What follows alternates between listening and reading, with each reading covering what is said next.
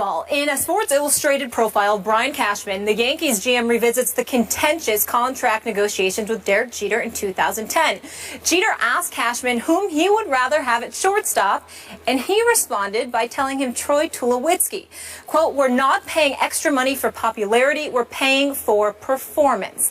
Cashman called Jeter the greatest player I will have ever had, but the GM also told SI that he grew impatient with Jeter's diva qualities and enjoyed being able to turn down some of his requests. The two sides eventually agreed upon a 3-year, $51 million deal. Ironically, around that same time, Tulo and the Rockies came to terms on a very lucrative extension as well. Stephen A., it's your guy, your thoughts?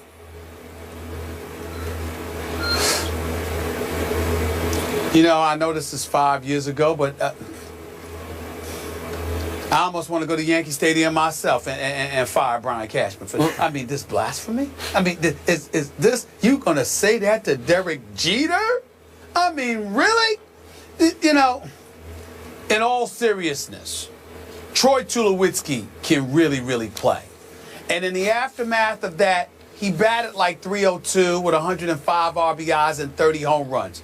Jeter's no home run hitter. So from a numbers perspective, statistically speaking, we understand that you can make the argument that you can get somebody who can do more for you than Derek Jeter from a numbers perspective. The crime in Brian Cashman acknowledging what he acknowledged, in all seriousness, because I like Brian Cashman. I don't agree with what he said to Derek Jeter, but I like him. But here's where it's criminal what he said. Anybody that's in a clubhouse know it is rare that you have somebody that adds an element to a locker room that ultimately lends itself towards championships. There's a whole bunch of cats smacking 25-plus home runs and 80, 90-plus RBIs every year that never win a damn thing. They're never anywhere, but they put up their numbers. But when you incorporate them into a winning situation or a situation that mandates and requires winning, like the Yankee base does in the Bronx, New York, sometimes dudes wither beneath all of that. That wasn't Derek Jeter. One of the reasons why Derek Jeter is such an iconic figure, it's not just because he's a 5-time champion or a 14-time All-Star. It's because he is who he is, and we know that's a component that led to those 5 championships, that led to those 14 All-Star appearances.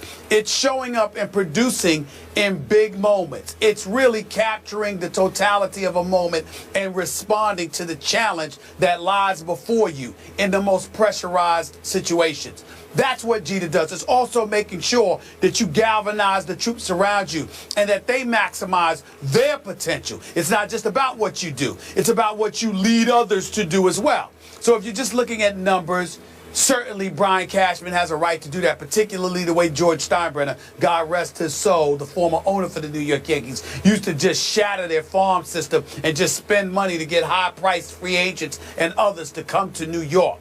The flip side is that you have to have the foresight, not just hindsight, but the foresight, not just to see what somebody has done, but what they're still capable of doing as you move into a different era. So I think it was just a negotiating position on the part of Cashman. They did ultimately reach an agreement. Cashman didn't want to be bullied by the popularity of a Derek Jeter. But in the end, let's be serious here. If you're just looking at numbers, there's a few people that you can put ahead of Derek Jeter, Skip. I won't deny that. But Derek Jeter was never measured by just numbers. He was measured by championships. He was measured by culture, what you established as a member of the New York Yankees. And when you consider the great tradition of this franchise and what it established, long before Derek Jeter arrived, he was one that assisted into bringing it into the new millennium because he was an individual that obviously, facilitated excellence. And for the most part, they achieved it. Okay, I hear everything you just said. I'm also going to take these Cashman quotes very seriously. No kidding here. All kidding aside. I must admit, I do get occasionally annoyed with your ongoing hero worshiping of Derek Jeter, your ongoing idolatry that you display often on this show of Derek Jeter. But come on, Derek Jeter was all-time great, especially when it really mattered in the postseason. What he did was just astonishing with the tools he had to work with. You want to talk about the all-time greatest overachiever, because he didn't have the most this or that, didn't have the biggest arm or the most speed or the most power. Was he great? Yeah, he was great. Were his intangibles off the charts? Yes, they were. I'm with you on all the above. I also have great respect for a Brian Cashman continuing to be successful in the New York market and continuing to not only deal with, but to almost manage the New York media, which is extremely difficult to do. Which brings me to my question here. And I will admit to you, I chuckled to myself when I read these quotes in Sports Illustrated that Brian has given to Sports Illustrated for their report, or their story on him. But my first thought was, well, finally the truth comes out. But why did Brian Cashman want the truth to be told about all this? I don't know. What purpose does it serve now, looking back? What good does it do the New York Yankees? What good does it do Brian Cashman to take shots at the icon in the rearview mirror? You know, if he had stepped up and said these things as they were happening, that would have had impact.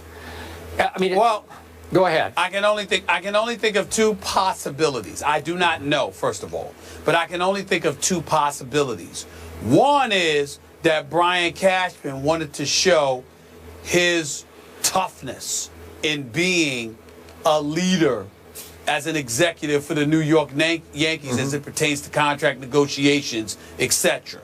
The other is it comes across as him saying, look, I respect Derek Jeter too, but I sort of want the world to know he isn't, you know, the way y'all think he is. That's right. That's how I saw it. I agree with you. Look, it's no shock to me. It's hard to argue with his stance that he told Derek Jeter, hit him, as the agent said, right between the eyes, I would rather have Troy Tulowitzki. This is going back 3 years ago. Well, who could argue with that, as Derek Jeter was age 37?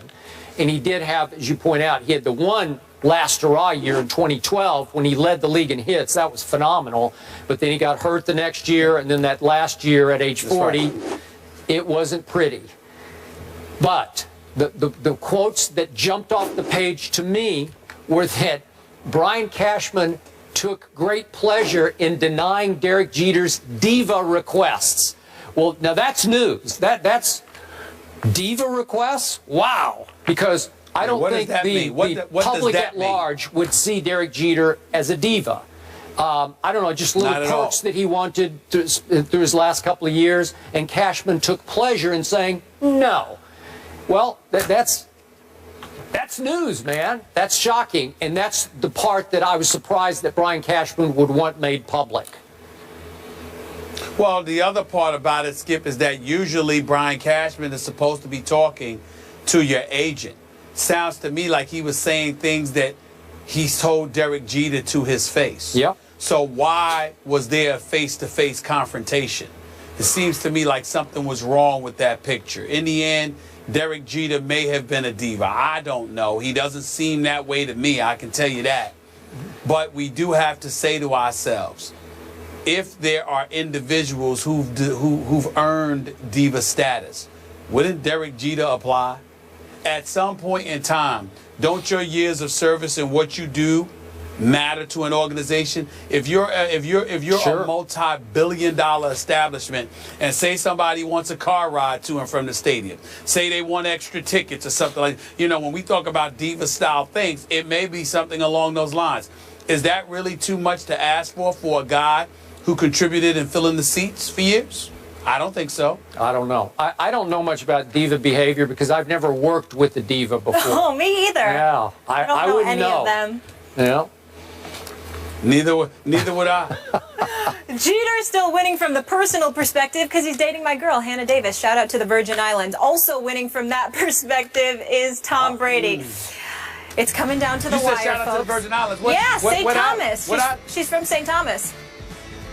Okay. Yeah, so is my family. Should Brady just settle at this point? Megan's Bay, it's beautiful. We'll bring in one of his former teammates to discuss Damian Woody in just a bit.